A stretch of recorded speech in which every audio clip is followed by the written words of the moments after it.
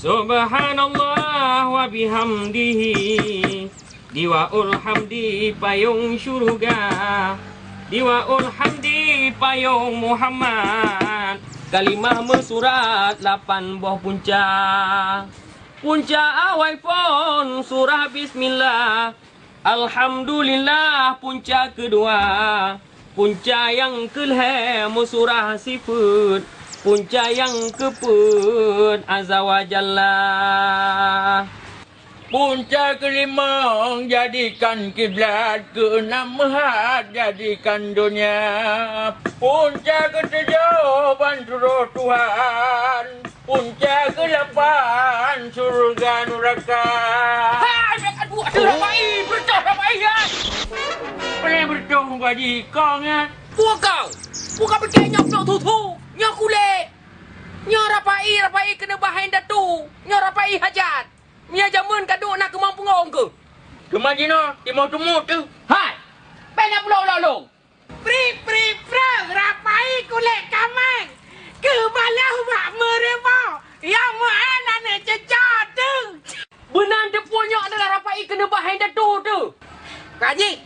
Kau Haji. Hei, Kau Haji. Itanya orang cah. Nyaga ke orang tua pernah jauh timpan. Biasa Rapai Kau Haji ya. Iyalah. Menyabu bubi. Menyoi? Ikupi yang mana? Ikupi ada gua dia. Hai. Yang nasi makanan. Mereka. Tidak pun. Kamu tunjuk saya lupa Rapai yo.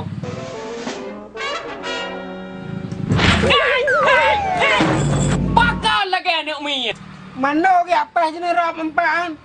Pelai bulu. Pane jeneroknya. Yang kau pateng tarik kulit Rapai. Hino hai kaduk kamat siat. Bangai tro ubu. Macima. Kepemenan Pak Tano haji dapat. Pak Tano. Ah, hino mat hai ujungnya ring. Talo kan ring talo. Kepu Rapai. Ah. Bangai tro ubu. Kata nak kena aku kan buah. Buka kaman.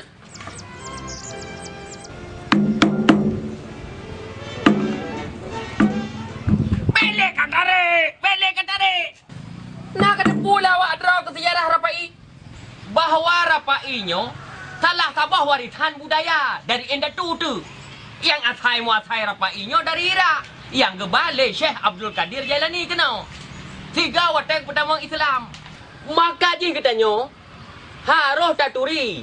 Dah budaya dro tu, dah budaya gop. Dah adat dro tu, dah adat gop. Mati anu mupajirat, mati adat ho tamita.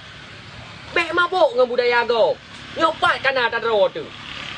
Namu pom. Mumpung Kau Haji. Irang Kau Haji je nepeh. Lanjutlah. Lo kan share. Mahal mana macam tu gua Haji. Kamu pedo ni lagu. Oh, dro kerja merah Pai. Dia ঠিক gua Haji. Tua kenyan baru ke Kunur Aceh. Cipe lom lagu. Draw nekun syair jiwa. Okey.